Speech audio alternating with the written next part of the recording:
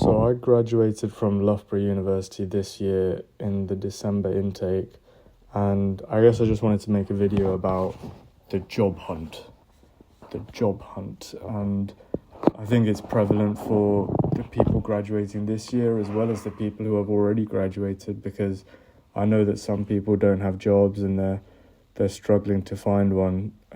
Thankfully, I am in a job, but it did take me like 3 months, 3 whole months of applying and searching and writing cover letters and filling out the applications to get that job. And what's funny is that in sort of the last 3 months, I've actually had 2 jobs. So my first job, I just hated because it was too far away and I was spending too much on the commute. So I left that and thankfully found this other job, which is a lot closer to home. So I thought I'd just make this video because people who are going to graduate this year and have already graduated probably need to hear it. So let's go.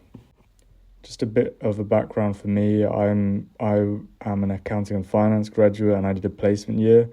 You might think that because I did a placement year, it made the whole process a lot easier. It does not. It does not make it easier. It just means that you kind of have something on your CV that stands out a little bit. But either way, it's always that catch-22 of I need a job to get more experience. And actually this job needs experience to get this job. So either way, you're going to be screwed. Other than getting the placement, the number one advice that I would give to you is to sort out your CV.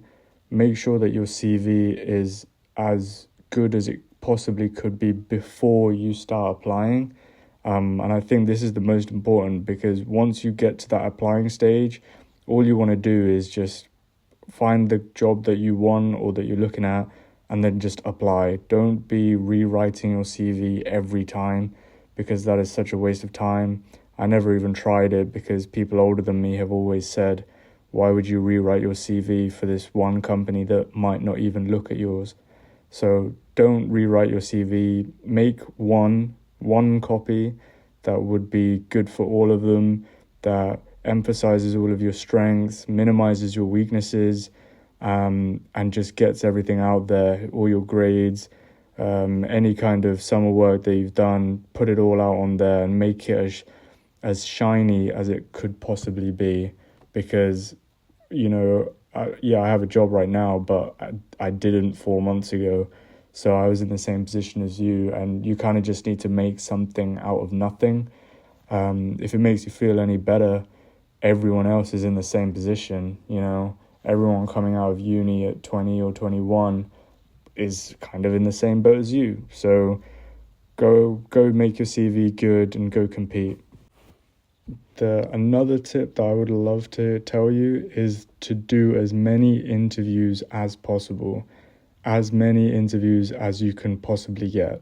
So I did about 200 applications in the end, and I probably got about 10 interviews. Out of those 10, I knew about 7 of them I would never even accept, even if I got it, but I still went to all of them, purely because you realize after your third interview that these guys are just asking the same questions. It's most likely that all of your applications are for similar positions as well. So go to all of them, figure out what they're asking you, have some pre-ready or some already made answers, because like I said, by the third interview, they are just asking the same question. So if you have some good answers for those questions, by your 4th, 5th, 6th interview, it will sound a lot more natural and a lot more composed than whatever you said in your first interview. I mean, you should already be on the internet searching for common questions that these interviewers would ask you. So stuff like, explain your CV. You need to know your CV inside out. It's most likely that they will ask you about it, and it might be that you don't have a copy in front of you. So make sure that you know about it. Make sure that you know the lies that you've told in your CV too, because I can tell you that there are a few lies that I have told on my CV, but guess what? I knew it. I knew what I've said. So just make sure that you know it as well, and then explain it to the interviewer how this is a positive thing for them or for you applying for this position. Also, on a side note, please stop doing applications for ones that need a cover letter. I literally, if I saw or add a cover letter onto your application, then I'm literally just pressing cross and I'm going to the next one because I can't be asked. The cover letter is definitely a lot more difficult. If you get ChatGPT to write it, it's going to be obvious, guys. So I would just stay away from those applications that need a cover letter because it's just long, it's long-winded, it's boring. They're probably not going to read it. So stay away from them and just stay with the ones that are kind of autofill or easy apply. You know the ones that I mean. So stay away from those low effort ones. And in terms of where to find a job as well, Indeed, LinkedIn, those kind of places, the normal job sites are the places where you are probably going to find a job. Even if you do not get a job from that job site, it might be that a recruiter will see your application or your CV or your profile and then call you for a job after that. That's how I got my job. So the job that I'm in currently, I didn't actually apply through a website or anything. I applied for another job and then somehow this recruiter saw me and then got in touch with me and we went on from there. So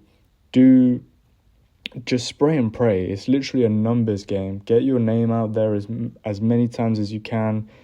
Calling up recruiters, you could do that. I mean, you better show a good positive attitude in that case. But if you're not going to do that, just go and apply to everything and then see what happens. And I just want to end this by saying that getting a job, the first job, is so difficult. You probably already know this, but still, like, you can't just apply to 10 jobs, get rejected from 10, and then start crying. Like, it's not going to work that way. Like I said, I probably put up about 200 applications over 2 or 3 months before getting this job. And like I said, I didn't even apply to this. It's because a recruiter told me. So don't think that just because you're 50 and 0 that you're never going to get a job, because you probably will. It's just not your time right now. But yeah, stay in the game. Stay in the game. Once you get a job, it's so easy to get the next job. But yeah, to get that first job is going to be difficult for everybody, especially since nowadays everyone has a university degree. I'm lucky that I did a placement that kind of differentiated me a bit, but still, I'm not the only one who did a placement. And yes, you are going to apply to many jobs and they are never going to come back to you. That's the way of the world. That's how it is. You just got to accept that fact, accept the game for what it is, and go out there and compete, because nothing is going to change if you just sit around complaining. So put up all the shots that you can, do your preparation, and just wait it out. Stay in the game.